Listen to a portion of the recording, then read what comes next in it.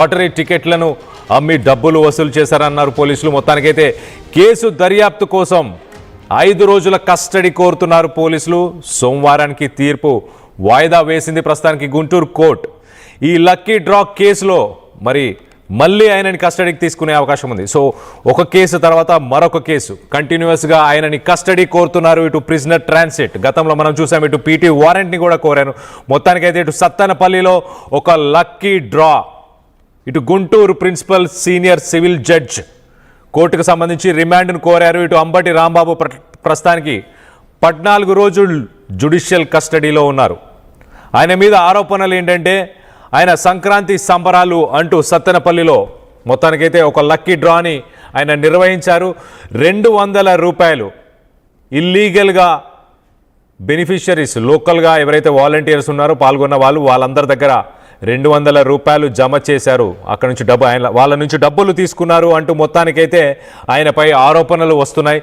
So దానికి సంబంధించి custody కోరుతున్నారు. దీనికి సంబంధించి ఒక్కసారి లేటెస్ట్ అప్డేట్ తీసుకునే ప్రయత్నం చేద్దాం. మొత్తం వివాదానికి సంబంధించి అసలు లేటెస్ట్ అప్డేట్ తీసుకునే ప్రయత్నం చేద్దాం. మా ప్రతినిధి సాయి ఉన్నారు, సాయితో మాట్లాడి తెలుసుకునే ప్రయత్నం చేద్దాం. సాయి చెప్పండి, ఇటు పీటీ వారెంట్ గతంలో కోరారు, దాని తర్వాత ఇటు మళ్ళీ రిమాండ్కి 14 రోజులు పంపించారు. అది జరుగుతున్న సమయంలోనే మరొక వివాదాన్ని తెరపైకి తీసుకొచ్చారు. ఇటు పోలీసులు ఒక మనీ లాండరింగ్ యాక్ట్ కిందకి తీసుకొస్తున్నారా, మరి ఏంటి? మొత్తానికైతే ఒక లక్కీ డ్రాని నిర్వహించారు, డబ్బులు వసూలు చేశారంటూ చెప్పుకొచ్చే ప్రయత్నం చేస్తున్నారా? కళ్యాణ్, ప్రధానంగా అంబటి రాంబాబుకి సంబంధించి సంక్రాంతి సంబరాల్లో భాగంగా 2023లో జనవరి 16వ తారీఖు ఈ కేసు నమోదు చేయడం జరిగింది. లక్కీ డ్రిప్ అనేటటువంటి ఒక కార్యక్రమాన్ని నిర్వహించి ప్రజల నుంచి కూడా డబ్బులు సేకరించినటువంటి పరిస్థితి ఉందంటూ కూడా కేసు నమోదు చేశారు. అంటే లక్కీ డ్రిప్పులు కానీ లేకపోతే లాటరీ టికెట్లు కానీ ఇవన్నీ కూడా ఆంధ్రప్రదేశ్ రాష్ట్రంలో నిషేధం ఉన్నాయి. అయితే ఇలాంటి తరుణంలో ఆయన కార్యక్రమాన్ని నిర్వహించడం, అది పోలీసుల దృష్టికి వెళ్ళటం, కొంతమంది కేసు నమోదు చేయాలంటూ కూడా కోరటంతో ఈ కేసు నమోదు చేయడం జరిగింది. జనసేన పార్టీ జిల్లా అధ్యక్షులు గాదె వెంకటేశ్వర్ ఆ రోజు ఈ ఫిర్యాదు చేయడం జరిగింది. అయితే ప్రస్తుతం ఈ కేసుకు సంబంధించిన దాంట్లో అంబటి రాంబాబు రిమాండ్కి వెళ్ళడం జరిగింది. రాజమండ్రి సెంట్రల్ జైల్లో ఉన్నారు. ప్రస్తుతం అసలు ఆ రోజు ఆ కార్యక్రమం ఎందుకు నిర్వహించడం జరిగింది, ఏంటి కారణం అనే అంశాలు తెలుసుకోవాల్సినటువంటి అవసరం ఉంది అంటూ కూడా పోలీసులు కస్టడీ పిటిషన్ ని దాఖలు చేయడం జరిగింది. అంబటి రాంబాబుని 5 రోజుల పాటు విచారించాలి.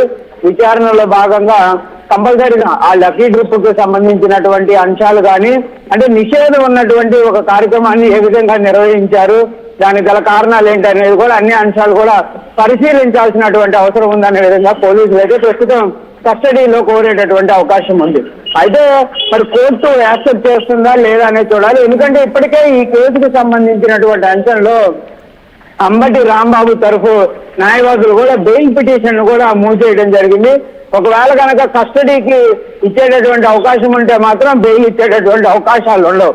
ఒకవేళ కస్టడీ రిజెక్ట్ చేస్తే మాత్రం బెయిల్ ఇచ్చేటటువంటి అవకాశాలు ఉంటాయి. కాకపోతే వైసీపీ వాళ్ళు మాత్రం ఎలాంటి కస్టడీలు ఉండవు అనే విధంగా చెప్తున్నారు. ఒకవేళ కస్టడీకి ఇచ్చినా కూడా ఇబ్బందికర పరిస్థితులు ఏం లేవు, అవన్నీ కూడా తప్పుడు కేసులుగా నమోదు చేసినటువంటి కేసులే కాబట్టి అన్నింటినీ కూడా అంబటి రాంబాబు ఎదుర్కోగలరు అనే విధంగా వైసీపీ చెప్తున్నటువంటి పరిస్థితి ఉంది. అయితే పోలీసులు మాత్రం క్లియర్ గా ఈ కేసులో పూర్తి స్థాయి దర్యాప్తు చేయాలంటే కంపల్సరీగా అంబటి రాంబాబుని కస్టడీకి తీసుకోవాల్సిన అవసరం చాలా ఉంది అనే విధంగా వాళ్ళు చెప్తున్నారు. చూడాలి ఎలాంటి పరిస్థితి ఉంటుంది, ఏంటి, కస్టడీకి ఇస్తుందా కోర్టు, లేకపోతే కస్టడీ రిజెక్ట్ చేసేటటువంటి అవకాశాలు ఉంటాయో చూడాలి. ఎందుకంటే గతంలో కూడా కస్టడీ పిటిషన్ వేయడం జరిగింది. చంద్రబాబును దూషించినటువంటి కేసులో విచారణ చేపట్టాలనే విధంగా కూడా నల్లపాడు పోలీసులు వేసిన కస్టడీ పిటిషన్ ని కోర్టు రిజెక్ట్ చేయడం జరిగింది. మరి ఇప్పుడు ఈ కేసుకు సంబంధించినటువంటి అంశాల్లో కస్టడీకి ఇస్తారా లేదా అనేది ఒక ఉత్కంఠ అనే విధంగా చెప్పొచ్చు. దాంతో పాటు ఒకవేళ కనుక కస్టడీ రిజెక్ట్ అయ్యి బెయిల్కి వెళ్తే మళ్ళీ పీటీ వారెంట్ వేసేటటువంటి అవకాశాలు కూడా ఉన్నాయంటున్నారు.